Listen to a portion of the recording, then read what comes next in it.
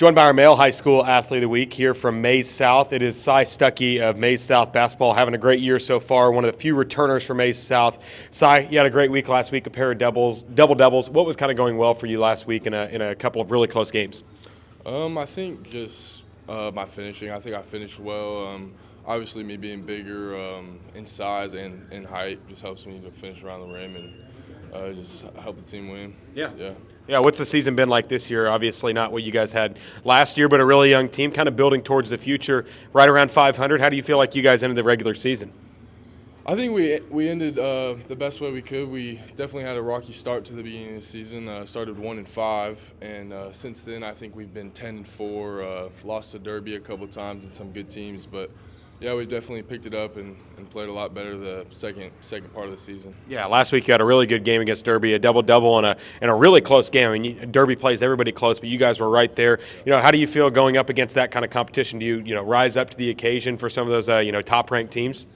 Yeah, I think those are the games you look forward most to playing, and the games against the good teams, because it really shows you where your skill level is at and your competitiveness is at. And yeah, it was really fun. I love playing against good teams like that. Yeah, and you're one of the few returners from last year's squad that placed fourth in state. What kind of lessons did you learn from last year's team and making that run in the state tournament? It taught me a lot, just learning from the older guys, especially Tori and Darius and the other bigs. I think just having that experience of going to state, back-to-back years, I didn't play much my freshman year, but it's really just showed me what it takes to get to that point and just what practices and every day needs to look like. Yeah, and you kind of got thrown into the fire last year making your first start in the state tournament against some really tough competition. I mean, you look at what Great Bend's doing right now in 5A, and you're like, I had to go up against the #1 tight end in the country. What did you kind of learn in the state tournament making those, starts against some really tough competition? Everybody's good. You're not going to find a bad team in the state tournament, and yeah. What do you like about this year's team? It's a really young team, and you've been one of the leaders for this year's team. What do you like about this year's team? I think, like you said, they're just younger. There's just a lot of learning, and me playing varsity last year, I'm getting to do a lot of teaching also. Just certain reads and just knowing the game and how to handle the varsity game and the varsity environment. Yeah. So. What kind of leadership role do you feel like you've taken on? Has it been more vocal, leading by example? How do you feel like you've been a leader for this year's team as a junior? I think a little bit of everything. Like we've talked about, just being the only returner that played varsity last year. Vocal, teaching. Just kind of being the leader, head of the team. Mm-hmm. Yeah. Where do you feel like the team has grown from practice #1 to now getting ready for postseason play? Oh, it's been a huge growth. Like we said, we started 1-5, and now we're better than 500. So just practices, just our intensity and our focus, and especially our defense and the flow of the offense has definitely improved a lot. Thinking about when you started playing basketball, when did you start getting into basketball, and how did you kind of get into it? I've played basketball my whole life. I was really a baseball kid growing up, and then I got to high school, and I just kind of fell more in love with basketball, and I think our coaching staff has a lot to do with that, teaching me and just learning the game, and yeah. When did you realize you were pretty good at basketball? Because I imagine you weren't 6'7" out of the womb, 6'8" out of the womb. When did you start to really get comfortable out on the basketball court?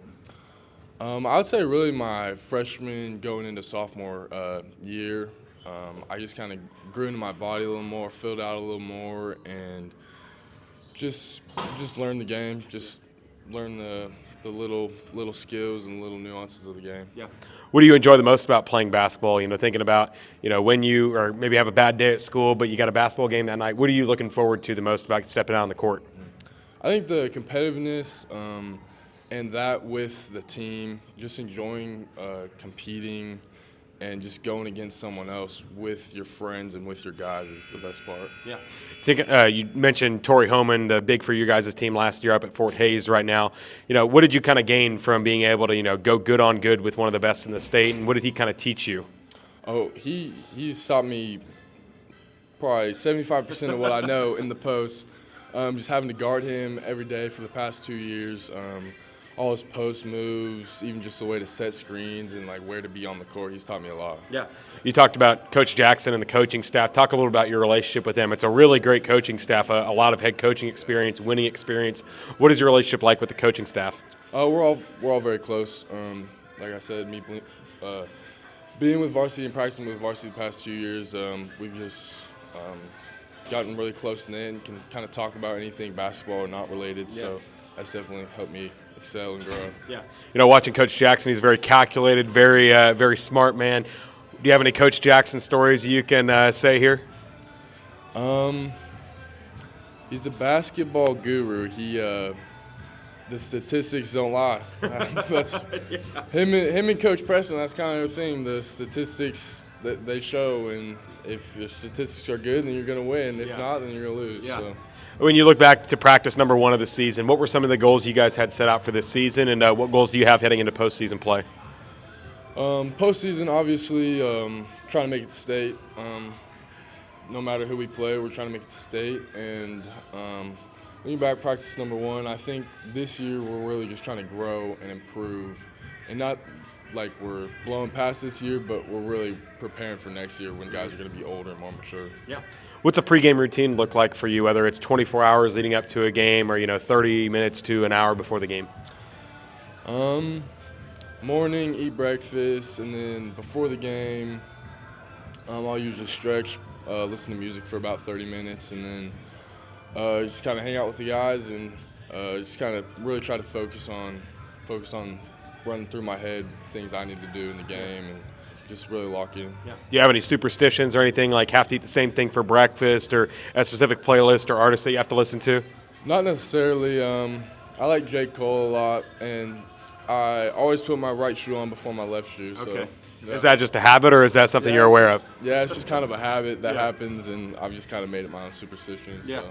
You grew up in a pretty athletic family. I believe your sister's playing volleyball in the SEC. What is that like as a competitive family that plays in a lot of sports? I'm sure weekends were pretty fun growing up in the summer. Yeah, we've always been super busy, also competitive. My dad's a softball coach here, so we always had a wiffle ball field in our backyard, always competing. And I've learned a lot from my older sisters also. My oldest sister plays at Fort Hays volleyball, and so, I've learned a lot from them, just their mindsets and their competitiveness. Yeah. And for you, when you look back at your time this season at Maize South, what's one of the favorite memories you have from this season? I would say our wins against Hutch. They're just a very scrappy team. We've kind of grown a rivalry with them the past couple of years, and just getting for them to experience that and experiencing that with them has been really fun. Yeah. Who's your favorite athlete to watch? It can be any sport. Who do you enjoy watching on the floor? For baseball, Aaron Judge. For basketball, I don't know. I watch a lot of basketball. I watch a lot of players. Anthony Edwards is cool. That's a common answer we've actually gotten. Yeah. For you, what's kind of your motivation? What do you do to get yourself motivated and stay motivated? I think just striving to just accomplish something, just have a sense of fulfillment, but also working towards scholarship for college, and obviously winning is fun. Yeah. And the better you get, the harder you work, the more you're going to win. So. Yeah. Do you have any hobbies or anything you like to do outside of basketball and baseball? Hang out with friends a lot. Yeah. I have 2 younger siblings. I hang out with them some. Play games with them. So. Yeah, for sure. And most like rosters and stuff at the college level have like a fun fact about every player. What would your fun fact be about yourself?